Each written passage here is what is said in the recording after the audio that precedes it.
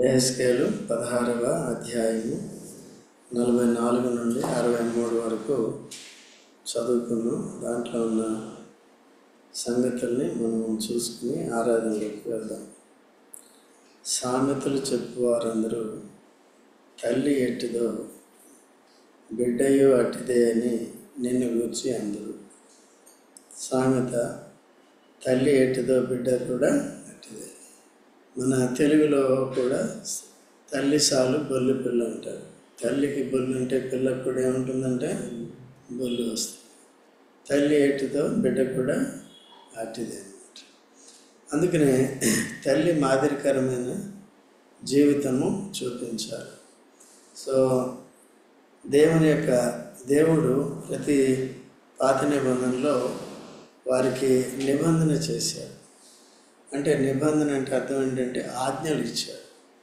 నేను మిమ్మల్ని ఐగుప్తు నుంచి విమోచించాను, మీదట అద్భుతాలు చేశాను, తర్వాత రక్త నిబంధనను కూడా మేము ప్రవేశపెట్టాను. గొర్రెపిల్ల రక్తాన్ని మీ ద్వారబంధాలకు ఏం చేయాలి? ప్రోక్షించాలి. దానికి అనుగుణంగా కొత్త నిబంధన చేశాడు. యేసుప్రభు రక్తం ఎందుకు కావాల్సి వచ్చిందంటే పాత నిబంధన ఛాయ కాబట్టి దాని ప్రకారం యేసుప్రభు వచ్చాడు. రక్తం చెందించిందే పాప క్షమాపణ కలగదు. కాబట్టి పాత నిబంధన నుంచి కూడా రక్తం చెందించాలి. పాత నిబంధనలో అమాయకమైన గొర్రె పిల్లలు వధింపబడ్డాయి మనుషుల యొక్క పాప పరిహారం కొరకు. అయితే ఇప్పుడు కొత్త నిబంధన ప్రకారము సాక్షాత్తు యేసుప్రభువే ఈ లోకానికి నరుడిగా వచ్చి దేవుని గొర్రెపిల్లగా మనందరి పాపముల పరిహారం కొరకు ప్రాయశ్చిత్తం కొరకు అర్పించుకొని మన పాపాన్ని ప్రాయశ్చిత్తం చేశాడు.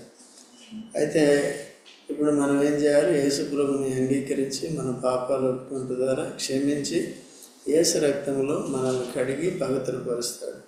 అట్లా మనం పవిత్రులం అవుతాం. అంతకుముందు ఎవరం మనం? పాపులు. ఇప్పుడు ఎవరం మనం? పరిశుద్ధులు. అయితే ఇక్కడ మన ప్రభు ఎటువంటి వాడో మనం కూడా అటువంటి వారం కావాలి. లేకపోతే ఏమవుతుందంటే మన పిల్లలు కానీ ఇతరులు కానీ మన వలే ఉన్నట్టు చెప్పుకోకూడదు అన్నమాట. చూడండి, ఆదికాండము 5వ అధ్యాయము, ఆదికాండం 5వ అధ్యాయం మొదటి వచనం చదవండి. ఆదాము వంశావళి గ్రంథం ఇదే. దేవుడు ఆదామును సృజించిన దినమున దేవుని పోలికగా అతన్ని చేశాడు. ఎవరి పోలికగా చేశాడు ఆదాముని? దేవుని పోలిక. అంటే అర్థం ఏంటి? దేవుడు ఎటువంటి వాడో ఆదాము కూడా అటువంటి గుణగణాలు, అటువంటి సుగుణాలు కలిగినవాడు, పరిశుద్ధత కలిగినవాడు, నీతి కలిగినవాడు, యథార్థంగా సృష్టింపబడ్డాడు. ఇది ఇలాగ పెట్టుకుని మనందరికీ తెలిసిందేంటి? ప్రసంగి 7:29. ప్రసంగి 7:29. ప్రసంగి 7:29. కనుగొంటిని అనగా దేవుడు నరులను యథార్థవంతులుగా పుట్టించెను. ఇది ఆదాము గురించి చెప్పబడింది. ఆదాములో పుట్టిన వారంతా కూడా ఎవరండి? ఆదాము వంటి వారు. ఆదాము ఎవరిలో పుట్టాడు?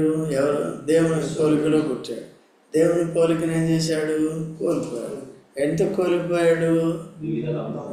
బాగా కనెక్ట్ అయ్యారు. అట్లా కనెక్ట్ అయ్యారు. వివిధమైన తంత్రాలంటే అర్థం ఏంటి? ఆయన దేవుని ప్రాయశ్చిత్తం కొరకు కనిపెట్టకుండా పాపం చేసి వెంటనే ఆకులు చుట్టుకున్నారు అన్నమాట కదా. ఎందుకంటే ప్రతి పాపము కూడా, ప్రతి ఆజ్ఞాతిక్రమము కూడా తీర్పులోకి వచ్చేస్తుంది. దేవుడు తీర్పు తీర్చేస్తాడు అన్నమాట. ఎందుకంటే human beings are subject to God's judgement అన్నమాట. You can do anything whatever you like, but ఆజ్ఞను అతిక్రమించే పనులు మనం చేస్తామా వెంటనే దేనిలోకి వస్తాం? తీర్పు. ఈవెన్ ఇప్పుడు యేసుప్రభువుని అంగీకరించి పరిశుద్ధమైన తర్వాత కూడా తప్పులు చేస్తే దేంట్లోకి వస్తాం?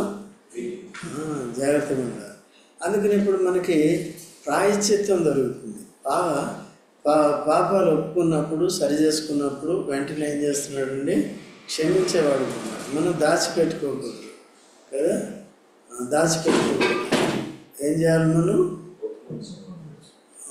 ఒప్పుకొని విడిచిపెట్టేవారు కనుక. ఎక్కడుందా వచనం?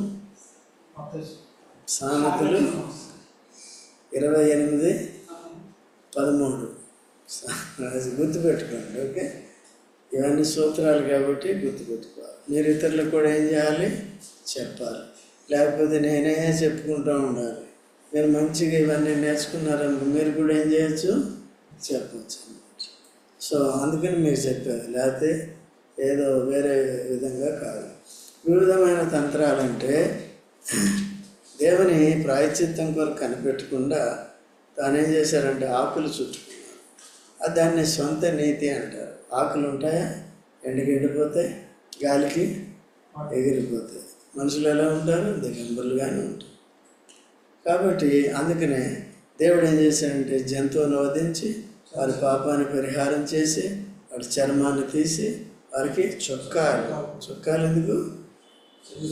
మళ్ళీ ఊడిపోకుండా, గాలి వేసినా ఊడిపోదు, దోమలు వచ్చినా లోపలికి వెళ్ళదు. అట్లా మంచి ఫస్ట్ టైలర్ ఎవరు? దేవుడే ఫస్ట్ టైలర్. ఓకే, కాబట్టి అట్లా కుట్టాడు, దేవుడు కుట్టాడు. ఫస్ట్ చొక్కాలు తొడుక్కున్నది ఎవరు?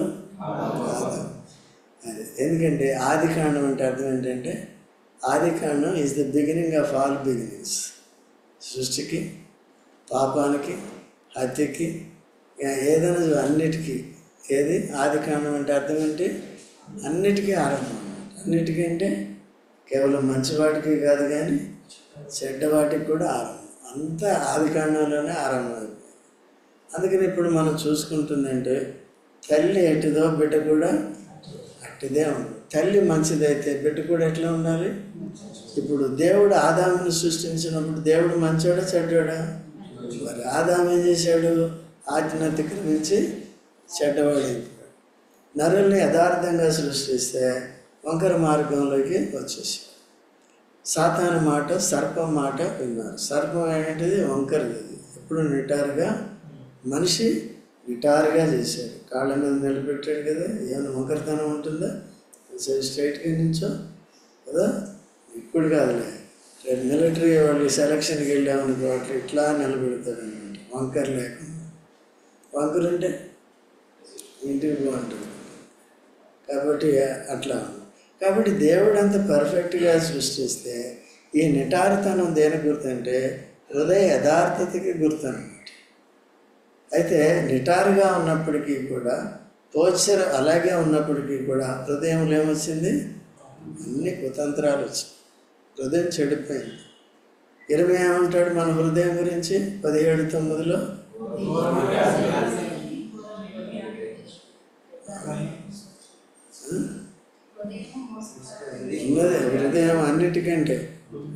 హృదయం అన్నిటికంటే మోసకరమైనది, అది ఘోరమైన. దాన్ని గ్రహించగలవాడు. నా హృదయాన్ని నేను గ్రహించలేను, నీ హృదయాన్ని నీవు గ్రహించలేవు. కానీ ఎవరు గ్రహిస్తారు? దేవుడు అందుకనే మనకి నూతన హృదయాన్ని, నూతన ఆత్మను ఎవరు ఇస్తున్నాడు? యెహెజ్కేలు 36:26 చూడమ్మా రాజీ. యెహెజ్కేలు 36:26. నూతన హృదయం మీకు ఇచ్చేదను. ఎవరికి ఇస్తాడంటే నూతన హృదయం? ఘోరమైన వ్యాధి కలిగిన వారి హృదయం బదులు ఏమిస్తున్నాడంట? పశ్చాత్తాపం. నా హృదయం చెడ్డది, నేను చెప్పాను కాబట్టి నీ హృదయం ఎటువంటిది? చెడ్డది. ఇక కొత్త నిబంధనలు యేసుప్రభు ఏం చెప్తాడంటే చూడండి, మార్కు సువార్త మన హృదయంలో చెడుతనం ఏంటి చూపిస్తాడు. చూడండి అక్కడ 7:21. హృదయంలో లోపల నుండి అనగా లోపలంటే ఏదండి?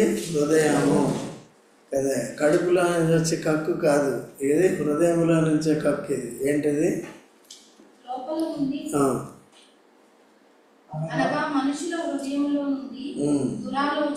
దురాలోచన, జారత్వము, దొంగతనము, నరహత్య, వ్యభిచారము, లోభము, చెడుతనము, కృత్రిమము, కామ వికారము, మత్సరము, దేవదూషణి, వచ్చును. ఈ చెడ్డవన్నీ ఈ చెడ్డ ఇవన్నీ ఏంటండి? ఇప్పుడు ఈ లిస్టులో ఉన్నది మనకు అసలు ఏమున్నాయో తెలుసు. చదివినప్పుడు ఏముంది? ఫస్ట్ ఏముంది? ఫస్ట్ దురాలోచన ఉందా? దురాలోచన, జాగ్రత్త అంటే తెలుసా? ఏంటి జాగ్రత్త అంటే? వ్యభిచారం. వ్యభిచారం అంటే బంధువులు కావచ్చు. ఇప్పుడు మనమంతా బంధువులు. యేసుక్రీస్తునందు మన తండ్రి ఒక్కరే కదా ఆత్మ విషయాల్లో. అయితే మనం ఇక్కడ దురాలోచన అంటే మోహపు చూపుతో ఆలోచనలు ఇతరులు ఆలోచన అనుకో, అది జాగ్రత్త. పైకి ఏం చేయం, బాగానే ఉంటాం కానీ లోపల ఆలోచనలు తప్పిపోతూ ఉంటాం. ఓకే, పాత నిబంధనలు డైరెక్ట్గా చేశారు జాగ్రత్త. ఎవరు? లోతు కుమార్తెలు కదా. అది లోకంలో ఉన్న వారికి అర్థం కాక అవిశ్వాసులకి ఇలాంటి బైబిల్లో రాయొచ్చా అంటే. నేను ఒక ఆయనకి వెస్ట్ బెంగాల్ ఆయన ఒక అతను మిత్ర అని అతను అడిగాడు నన్ను చూసి, నా ప్రవర్తన చూసి ఆయన కూడా ఆకర్షింపబడి నాకు ఒక బైబిల్ ఇవ్వండి అని అడిగాడు. నేను అతని హిందీ బైబిల్ ఒకటి కొని ఇచ్చాను. ఇచ్చిన తర్వాత బాగా చదివాడు. 19వ ఆదికాండం 19వ అధ్యాయం వరకు చదివాడు. 19వ అధ్యాయానికి వచ్చిన తర్వాత తీసుకొచ్చి నాకు ఇచ్చేసాడు. ఏమయ్యంటే, ఏంటిది తండ్రి కుమార్తెలు అట్లా చేస్తారా?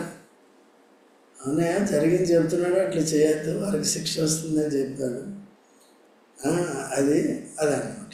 సో అక్కడికి వచ్చేటప్పటికి వాళ్ళు ఏం చేస్తున్నారండి? బైబిల్ సత్యం అంటే ఏంటండి? ఉన్నది ఉన్నట్టుగా చెప్పారు. ఇప్పుడు దానికే అభ్యంతరం పడిపోతే మనం ఉండే లోకంలో అవ్వట్లేదా? కోర్టులు ఎందుకు? పోలీస్ స్టేషన్లు ఎందుకు? అసలు ఖాళీగా ఉంటున్నాయి పోలీస్ స్టేషన్. ఎంతమంది నేరస్తులు ఉంటున్నారు కదా. పవిత్ర భారత్ అనొచ్చా మనం? కాబట్టి అట్లా ఇవన్నీ తెలియక, మనకు కూడా తెలియదు. అయితే దేవుడు మన కళ్ళు తెరిచాడు కాబట్టి బైబిల్లో ఉన్నవన్నీ ఏం చేశాడు? ఎందుకు రాశాడు? అది మనల్ని చేయమన్నా. ఇప్పుడు మన హృదయ రాసిన 2వ పాయింట్లోనే చెప్పాడు కదా యేసుప్రభు, జారత్వములు. జారత్వం దేవుడు అంగీకరించేది కాదు, హృదయాన్ని అపవిత్రపరిచేది. అది చెడ్డవాటిల్లో 2వది. ఫస్ట్ ఏంటి? దురాలోచన. ఆలోచన సరిగ్గా ఉంది కాబట్టి దురాలోచనలు ఎక్కువ ఎవరికి ఉంటాయి? దురాలోచనలు ఎక్కువ ఎవరికి ఉంటాయి? నీకే. ఎవరికి ఉంటాయి? సైతాన్ గాడికి ఉంటాయి. సైతాన్ గాడి అంటారా? సైతానికి ఉంటాయి. తర్వాత ఎవరికి ఉంటాయి?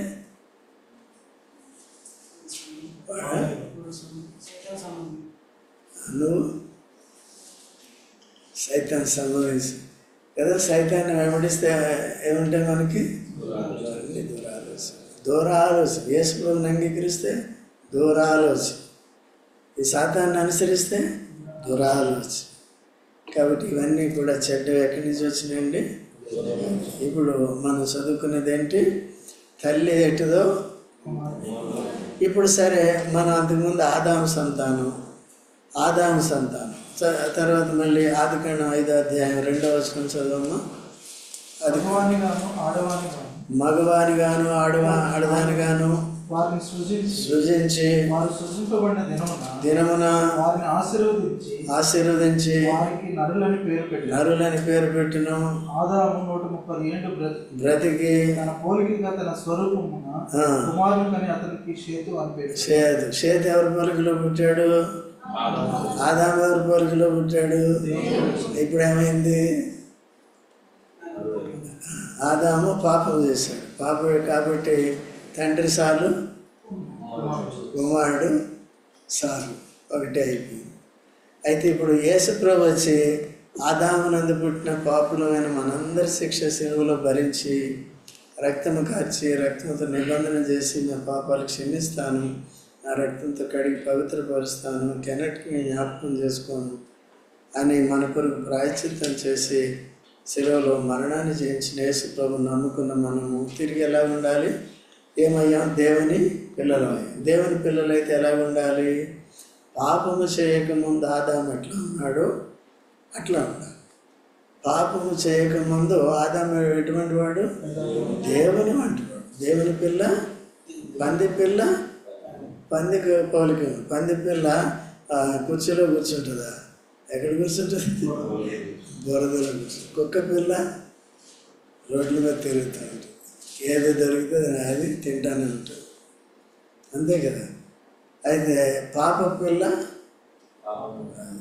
ఇప్పుడు దేవుని బిడ్డలమైన మనం ఇంకా రెండు ఉన్నాయి కాబట్టి అట్లా ఆగుతూ ఉంటుంది, ఎక్కువ అట్లా ఆగుతూ ఉంటుంది. ఎటు చెడు సహవాసాలు, చెడు వ్యసనాలు, వీటన్నిటి వైపు లాగుతుంది. ఈ లిస్ట్ ఉంది కదా 7:21 మార్కులు, వాటి వైపు లాగుతూ ఉంటుంది. అదేంటందని పాపం అపవిత్రపరిచేది. హృదయ మార్పిడి జరగాలి. హృదయ మార్పిడి ఎవరు జరుగుతుంది? ఎవరు? కేర్ హాస్పిటల్లో లేకపోతే ఇంకో హాస్పిటల్ కాదు. హృదయాన్ని మార్చేది ఎవరండి? యేసు. ఏ హృదయం ఇస్తాడు? ఉన్నదాన్ని రాతి హృదయాన్ని మార్చి అపవిత్ర హృదయాన్ని, చెడ్డ ఘోరమైన వ్యాధి కలిగిన హృదయాన్ని మార్చి ఆరోగ్యకరమైన పవిత్రమైన హృదయాన్ని ఇస్తాడు. అందుకని ఇప్పుడు మనం యేసుప్రభు బిడ్డలం కనుక యేసుప్రభుని పోలి మనం నడుచుకోవాలి. అందుకని పౌలు అంటాడు, నేను క్రీస్తుని పోలి నడుచుకున్న ప్రకారము మీరును నన్ను అట్లా ఉన్నారు. ఇప్పుడు పౌలు ఏమని సాక్ష్యం ఇస్తున్నాడు? నా ప్రభు, నా తండ్రి ఎటువంటి వాడు, యేసు ప్రభు ఎటువంటి వాడు, నేను కూడా అటువంటి. యేసు ప్రభుని ఎరక్క ముందు, అంగీకరించక ముందు ఆదాము వంటివాడు, పాపం చేసిన ఆదాము వంటివాడు. ఇప్పుడు ఎటువంటి వాడిని కూడా అదే చెప్పాడు. ఇప్పుడు ఇక్కడ చదువుకున్న దాంట్లో అదే చెప్తుంది. యెరూషలేము ఎటువంటిదంట? దాని చుట్టుపక్కల ఉన్న అమోరీయులకి, హిత్తీయులకి ఏ మాత్రం తీసిపోయింది కాదు. చదవండి ఇప్పుడు 45వ వచనం చదవండి. 8 బిడ్డలను విడనాడిన నీ తల్లితో నీకు సాటిదానము, 8 బిడ్డలను విడనాడిన నీ అక్క చెల్లెండ్రతో నీకు సాటిదానము. నీ తల్లి హిత్తీయురాలు, నీ తండ్రి అమోరీయుడు. నీ ఎడమ ప్రక్కన నివసించు షోమ్రోనును దాని కుమార్తెలను నీకు అక్కలు, నీ కుడి ప్రక్కన నివసించు సొదొమయు దాని కుమార్తెలను నీకు చెల్లెండ్రు. అయితే వారి ప్రవర్తనను అనుసరించుటయు, వారు చేయు హేక్రియలు చేయుటయు స్వల్ప కార్యమని ఎంచి వారి నడతలను మించినట్లుగా నీవు చెడు కార్యములు ఎందుకు ప్రవర్తించు. చూశారండి, ఎవరండి చెడ్డవారు? కొన్నిసార్లు మనం వాళ్ళు యేసుప్రభుని నమ్మని వాళ్ళు చెడ్డవారండి అంటారు. అయితే ఇక్కడ యెరూషలేము ఇశ్రాయేలు మంచివారా? ఇక్కడ దేవుడు ఏమంటున్నాడంటే చెడ్డవారు. వారు నీకు ఎవరంట? హిత్తీయులు, అమోరీయులు, మోయాబీలు, వీరంతా ఎవరంట? తర్వాత అయితే వారి ప్రవర్తన అనుసరించుట, వారి చేయి హేయక్రియలను ఏం చేస్తున్నావు నువ్వు? వారు సృష్టికర్తను పూజించరు, సృష్టికర్తను ఆరాధించరు. దేవుని వాక్యం వారికి లేదు, ఆజ్ఞలు వారికి లేవు, ఇవ్వబడలేదు.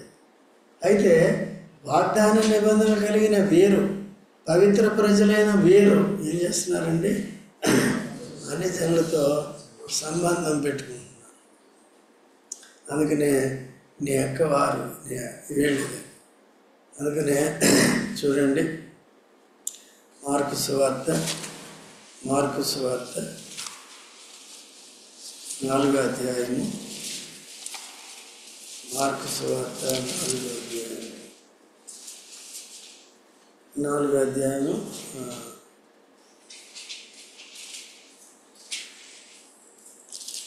5వ అధ్యాయం చూస్తుంది. మార్కు సువార్త 3వ అధ్యాయము 31 నుంచి చదవమ్మా.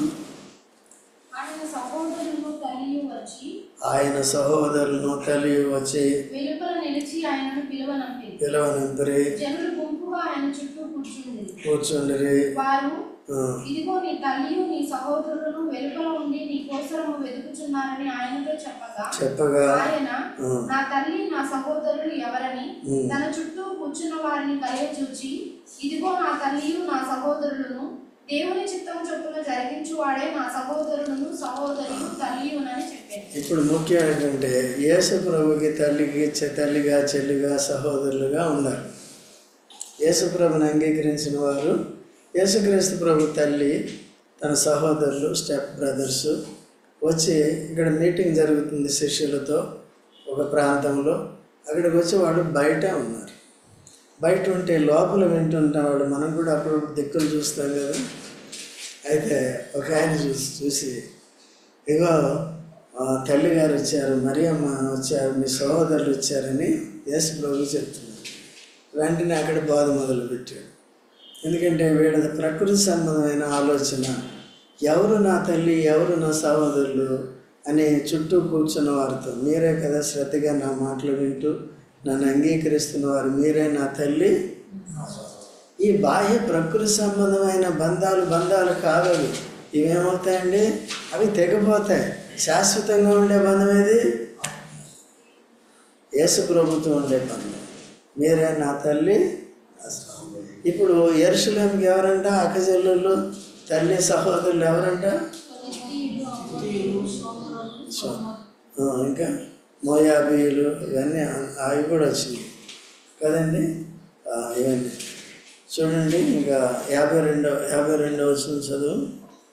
నీవు వారికంటే అత్యధికంగా హేయక్రియలు జరిగించినందున నిన్ను బట్టి చూడగా నీ సహోదరులు నిర్దోషులుగా కనబడదు. నీవు వారికి విధించిన అవమాన శిక్ష నీకే రావాలి. నిన్ను బట్టి చూడగా నీ సహోదరులు నిర్దోషులుగా కనబడదు కనుక నీవు అవమానపరచబడి సిగ్గునందు. 55 సొదొమయు దాని కుమార్తెలను తమ పూర్వస్థితికి వచ్చెదరు, సొదొమను దాని కుమార్తెలను తమ పూర్వస్థితికి వచ్చెదరు, నీవును నీ కుమార్తెలను మీ పూర్వస్థితికి వచ్చెదరు. ఇప్పుడు సొదొమ గుమార ఎటువంటిదండి? అన్ని హేయక్రియలు చేసేవాళ్ళే కదా. అక్కడ మ్యారేజెస్ ఎవరు చేసుకుంటారు? పెళ్ళి ఎవరు చేసుకోవాలి? పురుషుడు, ఒక స్త్రీ. వాళ్ళు ఎవరు చేసుకుంటారు? పురుషుడు, స్త్రీ. ఇప్పుడు కూడా ఉంది అది, అదే పాశ్చాత్య దేశాల్లో ఉంది, ఇదే అనేటికి పాకుతుంది అన్నమాట. కాబట్టి ఇప్పుడు ఈ దేశం ఆ దేశం కాదు. ఏ దేశ ప్రజల యొక్క ఏ క్రియల్ని ఎవరు పాటిస్తారు వాళ్ళు కూడా ఏమవుతారంటే ఆ విధంగా అయిపోతారు. మనం యేసు ప్రభువుని అంగీకరిస్తే అది మన దేవునితో నిత్యమైన సంబంధ సహవాసాలు కలిగి ఉంటాం. లేక అవిశ్వాసాలని, అన్ని జనుల్ని, లేక మనం విడిచిపెట్టిన ఆచార అలవాట్లని మళ్ళీ వాటి జోలికి వెళ్తే అలా తయారైపోతుంది. మన ఇప్పుడు ఆదాము మొదటిగా ఎలాగున్నాడు? దేవునిలాగున్నాడు. తర్వాత ఎలాగయ్యాడు? దెయ్యంలాగయ్యాడు కదా. తర్వాత ఆయన కుమారుని కన్నప్పుడు ఎలా కన్నాడు? తన పోలికలో కన్నాడు. ఇప్పుడు మనం కూడా అటువంటి ఆదాము పోలికలో పుట్టిన మనం ఇప్పుడు క్రీస్తు యేసు ఏం చేశాడంటే తన పోలికలోనికి మనల్ని తీసుకురావాలని మనల్ని రక్షించాడు. మన హృదయ మార్పిడి చేస్తున్నాడు, మన స్వభావం చేస్తున్నాడు. ఇటువంటి లైంగిక బంధాలు కూడా జాగ్రత్తగా ఉండాలి. లేకపోతే ఆచార వ్యవహారాలు కానీ వారి ఇతర మతాల్లో వాటి జోలికి మనం పోనే. ఒకవేళ ఇంట్రెస్ట్ ఉండి వాళ్ళకి తెలుసు వాళ్ళు ఎట్లా చేస్తారు, ముస్లిమ్స్ ఎట్లా చేస్తారు, ఆరాధన ఎట్లా, రంజాన్ ఎట్లా చేసుకుంటారు, ఇవన్నీ ఉంటాయి. రంజాన్ హలీం కూడా వచ్చిందా? రంజాన్ ఇంకా రాలేదు. తప్పంగా చెప్పండి. Ramzan next month 18th ending. Okay, ఇవన్నీ తెలియటం మంచిదే. కానీ నమాజ్ చేస్తామా? నమాజ్ చేస్తే ఎవరికి చేసినట్టు? అల్లాకి చేసినట్టు. మన దేవుడు ఎవరు?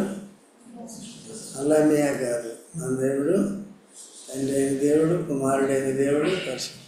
సో అందుకనే జాగ్రత్తగా ఉండాలి.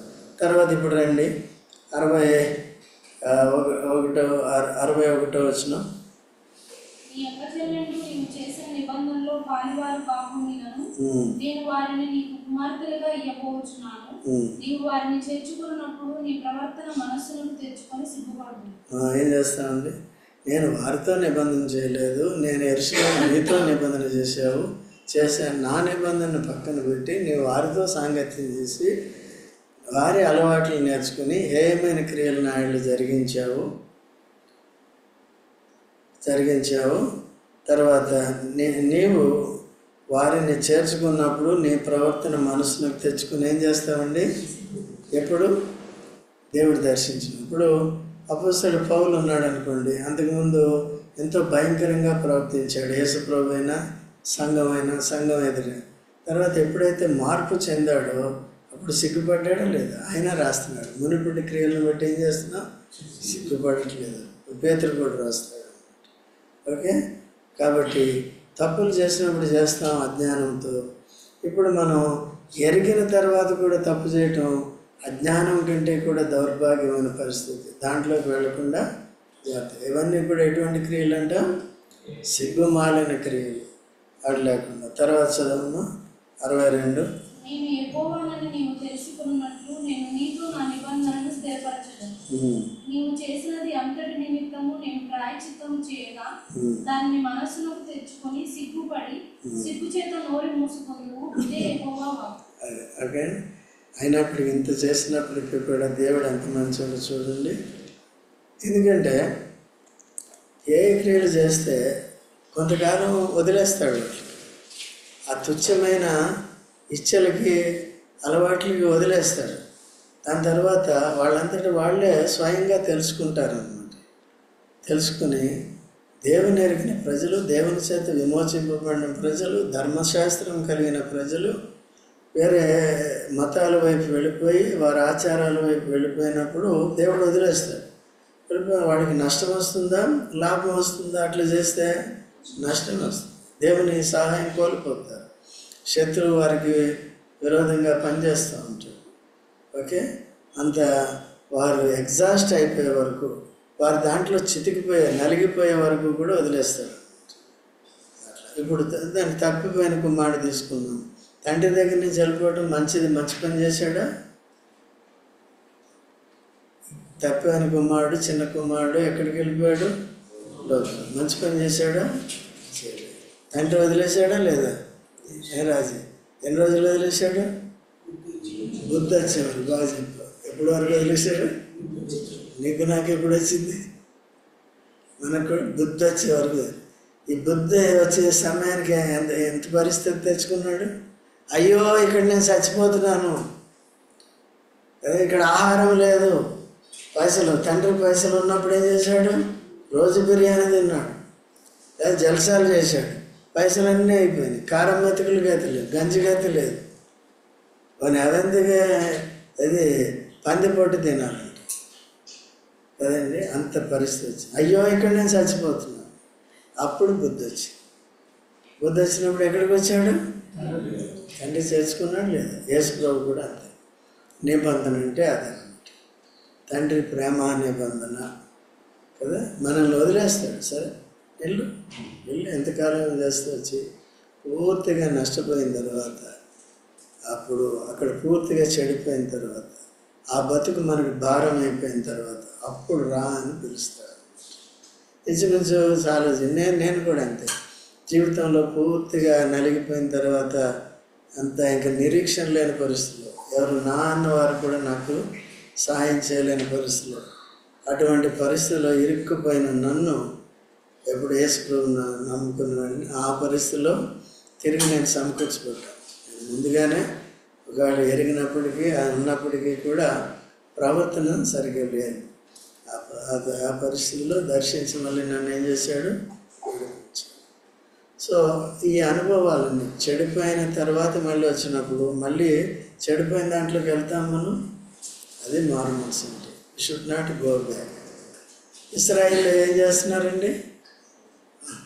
ఎవరంటే సోమరాన్ పక్కన ఉన్న దేశాలంటే అక్క చెల్లెళ్ళు అంట కదండి. మనం ఎవరికి అక్కలం? మనం ఎవరు చెప్పండి? ఏనో జాయన్న ఎవరికి అక్కలం? మనం యేసుప్రభుకి అక్కలం. యేసుప్రభు ఏమన్నాడు? ఎవరు నా తల్లి, ఎవరు నా సహోదరుడు? దేవుని చిత్తం. వాక్యాన్ని వింటూ నా సన్నిధిలో ఉన్న మీరే కదా, నన్ను చేర్చుకునే మీరే కదా, నన్ను అంగీకరించే మీరే కదా నా సహోదరులు అని చెప్తాడు. సో కాబట్టి ఈ మాటలు మనం గుర్తుపెట్టుకుని యేసు ప్రభు ద్వారా మనకి ఇటువంటి భాగ్యాన్ని ఇచ్చాడు. సోమరాన్ వంటి పేరు మనకు లేదు. సోమరాన్ అంటే సమరియా ఇంగ్లీష్లో. అటువంటి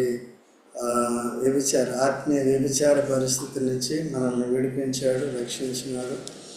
ఆదాంలో ఏ విధంగా మారిపోయామో దాని అంతటి క్రీస్తు యేసులో మార్చాడు. దాన్ని బట్టి మనం ఆరాధన చేద్దాం. దయచేసి ఆరాధనలోకి వెళ్దాం.